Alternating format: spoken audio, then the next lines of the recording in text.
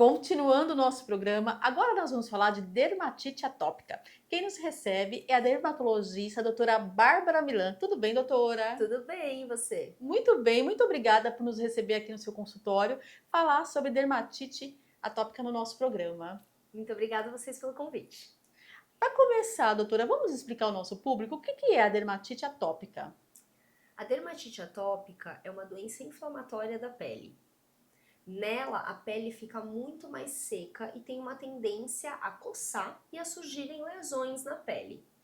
Essas lesões elas podem ser de vários tipos e dependendo da idade do paciente, elas são um pouco diferentes.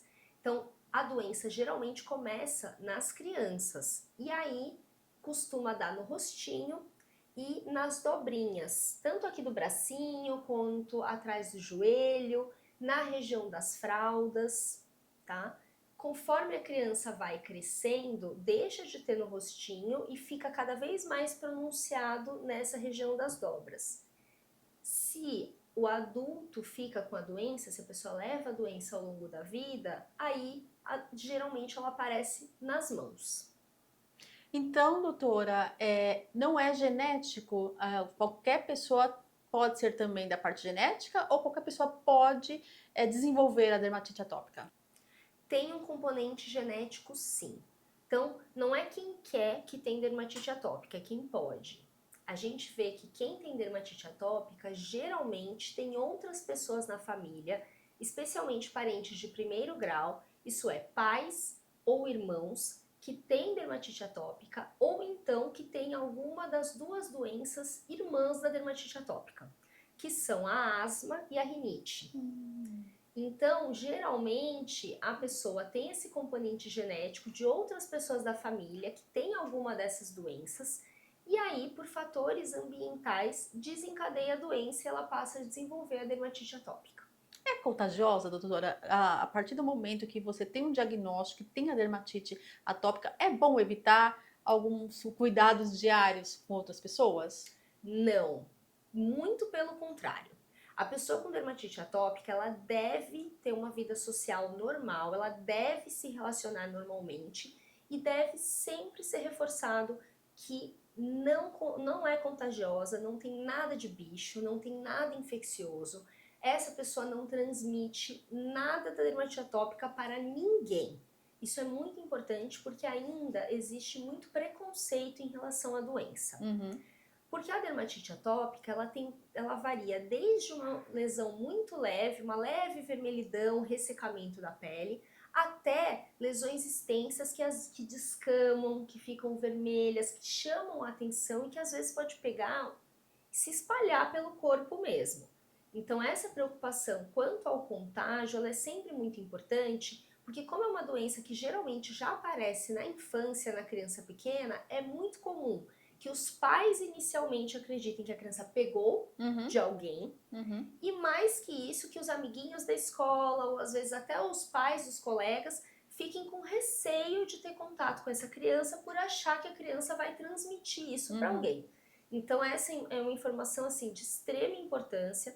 A dermatite atópica ela não transmite para ninguém, ela não pega de ninguém e a pessoa com dermatite atópica ela realmente precisa ter uma vida normal. Porque quanto mais ela fica isolada, mais isso fica chamando a atenção, mais estigma tem e piora o desconforto, deixa a pessoa mais ansiosa, o que a gente sabe que inclusive piora o principal sintoma da doença, que é a coceira.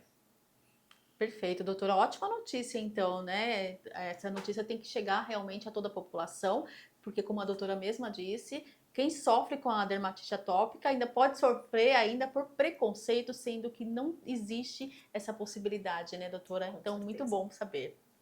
Doutora, então os primeiros sintomas são esses, né? De coceira, vermelhidão. Uhum. E existe mais algum tipo de sintoma que a mãe, no caso, como começa ali nas crianças, elas podem observarem? Pode dar lesões vermelhas, vamos dizer assim. Para gente que é dermatologista, as lesões vermelhas são muito diferentes, mas às vezes para o leigo é Uhum. tudo meio igual, tá? Então, a gente sempre bate muito na tecla da pele seca. É muito comum ser um sintoma que os pais percebem na criança já nas primeiras semanas de vida. que nossa, que pele ressecadinha, né? De às vezes tocar, a gente fala muito da pele de nenê, né? Uhum. Tipo, ai, pele de bebê, pele bem macia. E às vezes os pais já percebem uma bochechinha mais áspera, na hora de trocar a fralda, vê que o bumbumzinho tá mais áspero, que as regiões da dobra estão mais ásperas. Esse geralmente é o primeiro sinal. Uhum. Em seguida, a pele vai ficando avermelhada e ela descama muitas vezes. Em algumas regiões, principalmente na região de fralda no neném, às vezes ela mina a água, ela fica úmida a lesão, o que às vezes até fica parecendo alguma coisa contagiosa, infecciosa, e não é. Uhum. Então, com o passar, né, do desenvolver da criança, como eu falei, as lesões elas acabam mudando. Então, ela pode ter vários aspectos, mas essa tendência a ser uma lesão avermelhada, que muitas vezes descasca e que coça, esses são realmente a tríade de sintomas que acompanham o paciente que tem uma pele seca. E como que se dá, então, doutora, o tratamento e a conscientização aí, já para tratar, né? Porque ele não precisa ir para a fase adulta, sofrendo com toda, né, a criança, o bebê, e levar a dermatite atópica aí para uma vida já adulta, né? Exato. O ideal é já começar o tratamento na infância mesmo. A base do tratamento é a hidratação da pele. A gente muitas vezes pensa no creme como uma coisa meio bobinha, meio simples, mas existem cremes hidratantes específicos para dermatite atópica, que têm agentes anti-inflamatórios para diminuir mesmo essa inflamação, essa tendência à coceira e para restaurar o que a gente chama de barreira cutânea. A barreira cutânea nada mais é do que uma mistura da hidratação e de agentes que deixam as células da pele mais unidas e mais fortes. Eu brinco que a barreira cutânea ela é tipo cimento para uma parede de tijolos. Então não adianta empilhar o tijolo e não passar o cimento, não passar uma massa. A parede não tem resistência sem o cimento. Uhum. A nossa pele sem a hidratação adequada, sem essa barreira cutânea adequada, ela também não tem resistência. Então, a base do tratamento é a hidratação adequada e melhorar algumas características, tipo qualidade do banho, temperatura da água, não usar bucha, que são coisas que no nosso dia a dia acabam ressecando a pele. Ou seja, passar realmente com um profissional, um dermatologista, para estar levando ali informações que vai fazer toda a diferença para esse paciente. E ela tem cura, doutora? Ou é um controle? Alguns pacientes curam. A gente vê que a maioria dos pacientes começam com as lesões ainda nenê, e quando chega na fase da adolescência, muitos deles melhoram espontaneamente, mas mantém uma tendência a ter a pele seca e a ter coceira, às vezes, quando ela resseca um pouquinho mais. Mas as lesões em si melhoram, tá?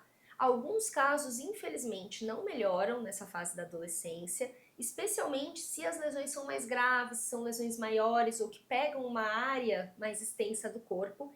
E aí, nesses casos, só o hidratante, infelizmente, não funciona. A gente acaba, então, fazendo tratamento com medicamentos, sendo que hoje em dia as medicações mais potentes que funcionam melhor para a doença, elas são aquelas canetinhas. A gente já conhece muito medicações que vêm no formato de caneta. Para a dermatite atópica, a gente também usa uma medicação desse tipo, que é injetável, ela tem uma agulha muito pequenininha que nem aparece, e que o paciente injeta a cada 3 a 5 semanas. Perfeito, doutora. Doutora, muito obrigada. Imagina, muito obrigada a você. Nós que agradecemos e até o nosso próximo encontro. Até o próximo. Tchau, tchau. É o programa Saúde na TV, sempre com muita informação e responsabilidade para você. Conversei agora com a doutora Bárbara Milan, ela que é dermatologista. Você também pode acompanhá-la nas redes sociais.